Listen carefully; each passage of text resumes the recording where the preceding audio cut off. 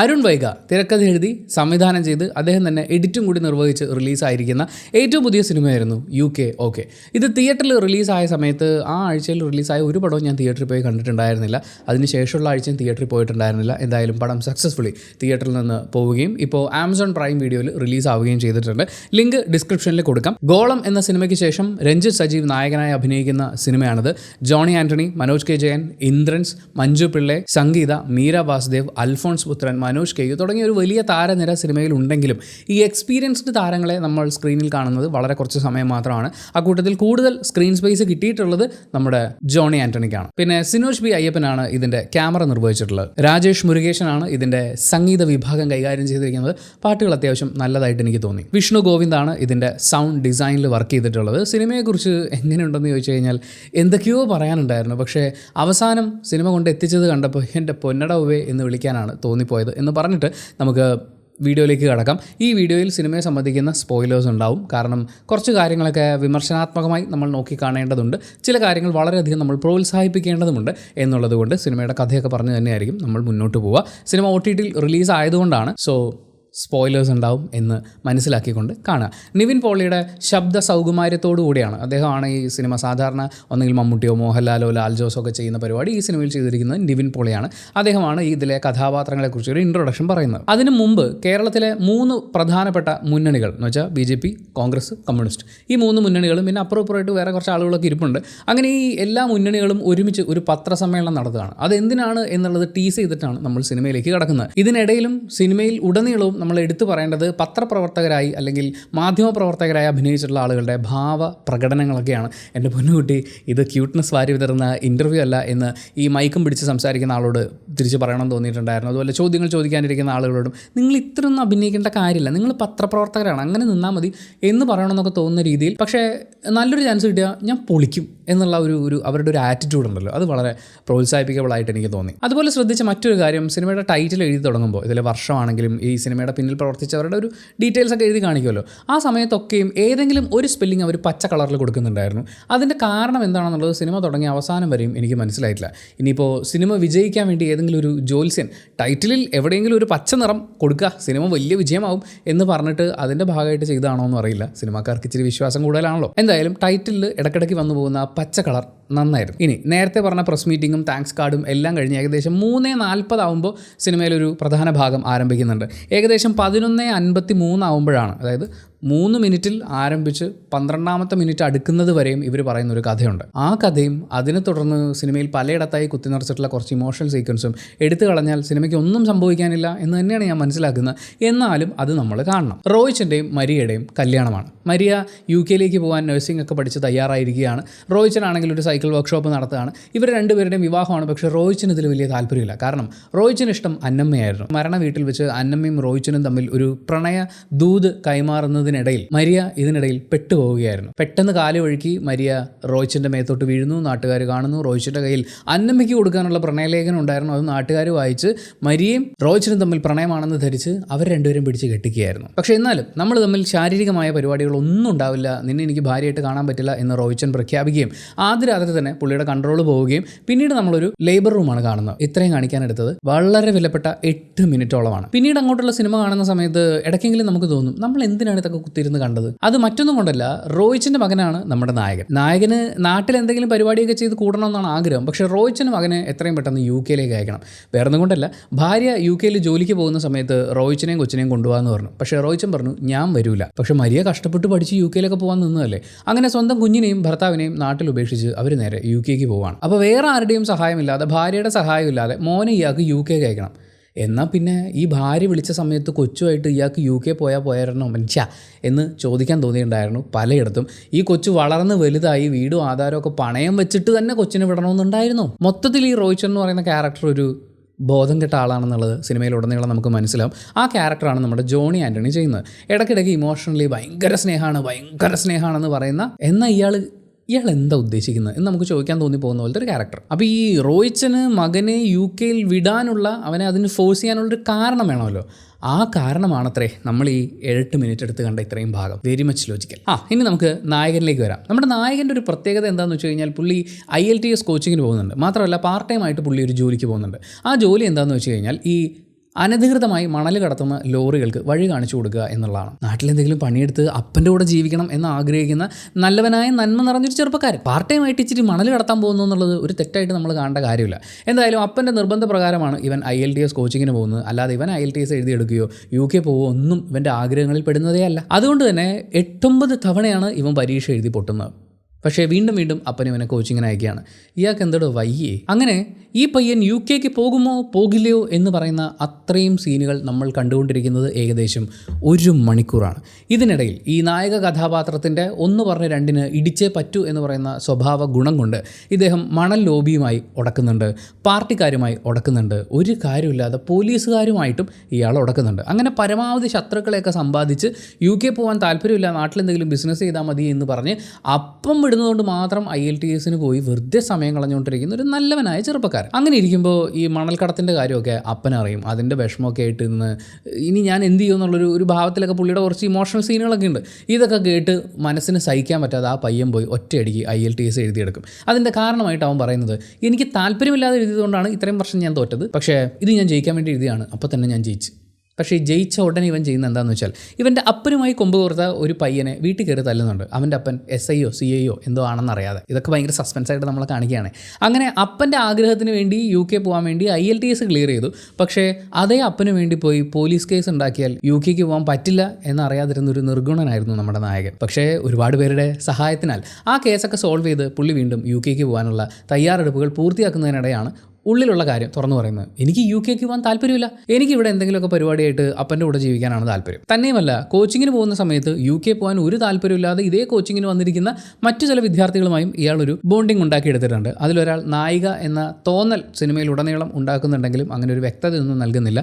അവരൊരുമിച്ചുള്ള പാട്ട് സീനുകൾ നമ്മൾ കാണുന്നുണ്ട്. ഇതിൻ്റെയും ഇടയിൽ പണ്ട് റോയ്ച്ചന് കല്യാണം കഴിക്കാൻ പറ്റാതെ പോയ അന്നമ്മയെ തിരിച്ചു കൊണ്ടുവരുന്നുണ്ട്. റോയ്ച്ചൻ മകൻ നാട്ടിൽ നിൽക്കണം എന്ന് പറയുന്ന ആഗ്രഹം പറയുമ്പോൾ അതിനെ എതിർക്കുമ്പോൾ റോയ്ച്ചനോട് മകന് വേണ്ടി വാദിക്കുന്ന ഒരു ക്യാരക്ടറായിട്ടാണ് ഈ പുള്ളിക്കാരി വരുന്നത്. അതിപ്പോൾ നല്ല ഏതെങ്കിലും ഒരു കൂട്ടുകാരൻ വാദിച്ചാലും പോരെ, പഴയ കാമുകിയെ തിരിച്ചു കൊണ്ടുവരേണ്ട കാര്യമുണ്ടോ?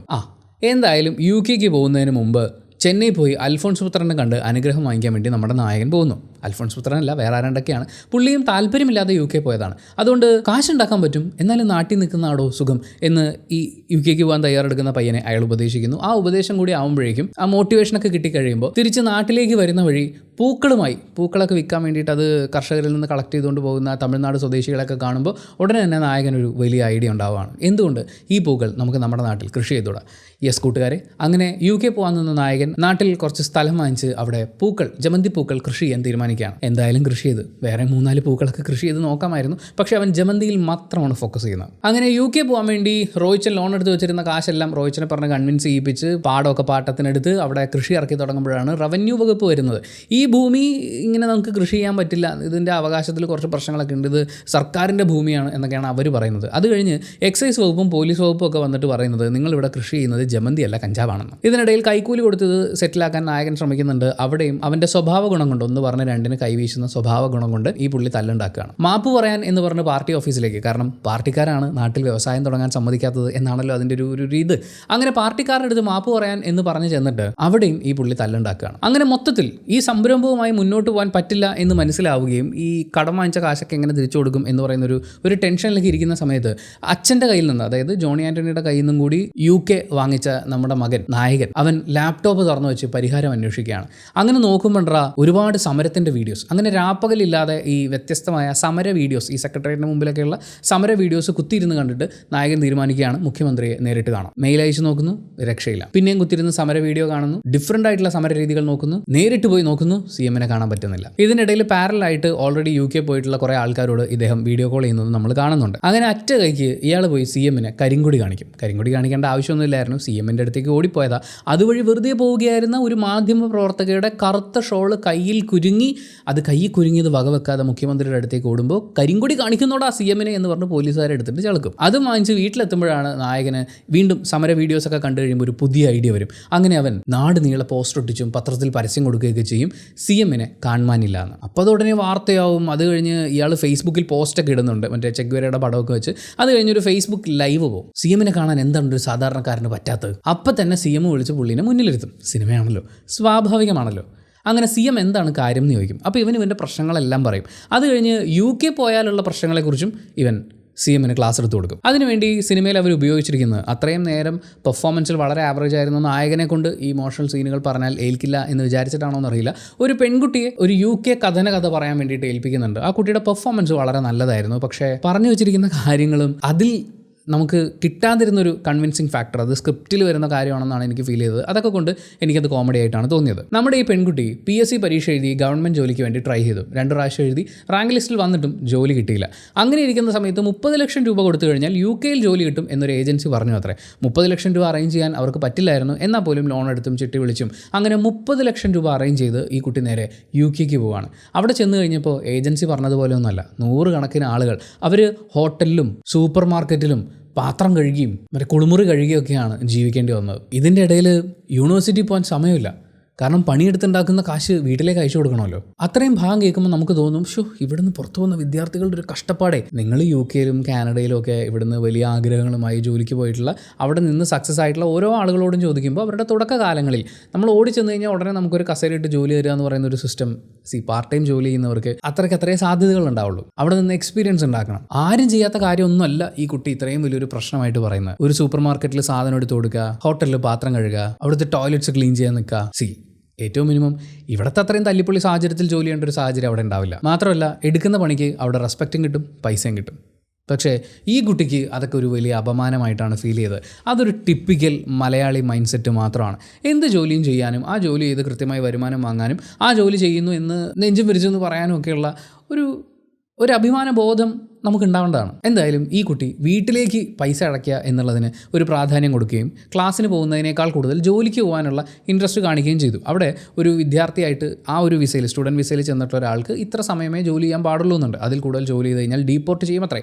അങ്ങനെ കൂടുതൽ സമയം ജോലി ചെയ്തതിൻ്റെ പേരിൽ അവിടെ നിന്ന് ഡീപ്പോർട്ട് ചെയ്യപ്പെട്ട ഈ കുട്ടി വീട്ടിലേക്ക് പോയേയില്ല, നേരെ ബോംബെക്കാണ് പോയത്. അവിടെ ചെന്നിട്ട് പുറത്ത് പറയാൻ കൊള്ളാത്ത ഒരു ജോലി ഇതാണ് ജീവിക്കുന്നത് എന്ന് കണ്ണീരൊഴുക്കിക്കൊണ്ട് ആ കുട്ടി പറയാണ്. എൻ്റെ പൊന്നു കുഞ്ഞെ, എന്തിനായിരുന്നു? വല്ല കാര്യമുള്ള കാര്യമാണോ? ഈ കുട്ടി ഈ കഥ മുഴുവൻ പറയുമ്പോഴും UK പോകാൻ ആഗ്രഹിക്കുന്ന മലയാളിയുടെ ഒരു പ്രശ്നമായിട്ടല്ല ഞാൻ അതിനെ കണ്ടത്.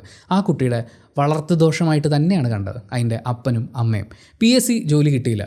വേറെ എന്തുമാത്രം കമ്പനികളുണ്ടോ, വേറെ എന്തുമാത്രം സാധ്യതകളുണ്ട് നമ്മുടെ നാട്ടിൽ. പക്ഷേ PSC എഴുതി കിട്ടിയാലേ പോകും. അത് കഴിഞ്ഞ് UK പോവാണ്. ഒരു ടെസ്റ്റും ഇല്ല, 30 ലക്ഷം രൂപ തന്നാൽ മതി എന്ന് കേൾക്കുന്ന ആ എളുപ്പ വഴിക്ക് വേണ്ടി IELTS പരീക്ഷ, പിന്നെ നമ്മുടെ ഗവൺമെൻറ് സംവിധാനങ്ങളൊക്കെ ഉണ്ട്, അതിൻ്റെ അറ്റസ്റ്റേഷനും കാര്യങ്ങളൊക്കെ ഉണ്ട്. ഇതെല്ലാം സ്കിപ്പ് ചെയ്ത് 30 ലക്ഷം രൂപയ്ക്ക് എങ്ങനെയെങ്കിലും UK ചെന്ന് ജമ്പ് ചെയ്യാം എന്ന് വിചാരിച്ച ആ എളുപ്പ മനസ്സുണ്ടല്ലോ, ആ എളുപ്പ മനസ്സിന് ആ കുട്ടിയെ പ്രിപ്പയർ ചെയ്തെടുത്ത അതിൻ്റെ വീട്ടുകാർ, അതിനുവേണ്ടി പണം ഉണ്ടാക്കാൻ ഓടിയ അതിൻ്റെ അപ്പൻ, ഇതറിഞ്ഞിട്ടും ആ കൊച്ചിനെ കാര്യങ്ങൾ പറഞ്ഞ് മനസ്സിലാക്കാൻ തയ്യാറായിരുന്ന അതിൻ്റെ നാട്ടുകാർ, ഇവരെല്ലാവരും കുറ്റക്കാരാണ്. ഇതെല്ലാം കഴിഞ്ഞ് UK ഇനി നിൽക്കാൻ പറ്റില്ല, അവിടുന്ന് ഡീപ്പോർട്ട് ചെയ്തു, നമുക്കിനി എന്താ ചെയ്യാൻ പറ്റുക എന്ന് വീട്ടിലേക്ക് വിളിച്ചു ചോദിക്കാതെ നേരെ ബോംബെക്ക് പോയി പുറത്ത് പറയാൻ കൊള്ളാത്ത ആ പണിയെടുക്കാൻ പോയ ആ കുട്ടിയുടെ മാനസികാവസ്ഥയാണ്. അങ്ങനെ പുറത്ത് പറയാൻ കൊള്ളാത്ത ജോലിയാണ് ഞാൻ ഈ ചെയ്യുന്നത് എന്ന് വീട്ടുകാരെ അറിയിക്കാതിരിക്കാൻ വേണ്ടി ബോംബെ പോയി ആ പണിയെടുത്തുകൊണ്ടിരുന്ന പെൺകുട്ടി പബ്ലിക്കായിട്ടൊരു വീഡിയോ പോസ്റ്റ് ചെയ്തതിന് ശേഷം ആത്മഹത്യയാണ്.